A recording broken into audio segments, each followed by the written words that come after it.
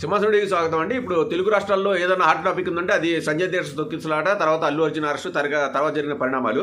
అయితే యాక్చువల్గా అల్లు అర్జున్ పోలీసులు అరెస్ట్ చేయడానికి ముఖ్య కారకుడు నేను అనుకోవడం కేటీఆర్ అవుతాడు. ఎందుకంటే తొక్కిసలాట తర్వాత అల్లు అర్జున్ ఏ వన్గా ఏం పెట్టలేదు, ఏ లెవెన్గా పెట్టారు, విచారణ సాగుతుంది. అయితే ఒక సందర్భంగా మీడియా ముందుకు వచ్చిన కేటీఆర్ అల్లు అర్జున్ ముఖ్యమంత్రి గారి పేరు మర్చిపోయిన సందర్భాన్ని గుర్తు చేస్తూ, అసలు సినిమా వాళ్ళకి ఈ ముఖ్యమంత్రికి ఈయన పేరే గుర్తు రావట్లేదు, ఇంకా సామాన్యులకి ఏం తెలుస్తాడు, సెలబ్రిటీలకే ముఖ్యమంత్రిగా ఏం తెలియట్లేదు అని చెప్పి అన్నారు.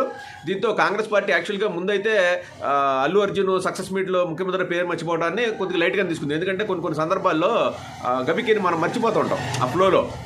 ఇప్పుడు నేను వీడియోలు చేస్తుంటాను, మీరు చాలా గమనించండి, నా వీడియోలు కూడా చాలా ల్యాగ్లు వస్తూ ఉంటాయి మధ్యలో. ఎందుకంటే ఆ చెప్పాలనుకున్న టాపిక్ ఆ ఫ్లోలో చెప్తూ ఉంటాం కదా, ఎందుకంటే రాసుకున్న స్క్రిప్ట్ కాదు కదా, ఆ ఫ్లోలో ఏదో మిస్ అవుతుంటో అలా మిస్ అయ్యాడు. దాన్ని కాంగ్రెస్ పార్టీ లైట్ తీసుకుంది. అయితే కేటీఆర్ ఎప్పుడైతే ఈ వ్యాఖ్యలు చేశాడో ఇంకా వాళ్ళు కూడా ఇక కోపం వచ్చి ఇక లాభం లేదులే అని చెప్పేసి అల్లు అర్జున్ని అరెస్ట్ చేశారు.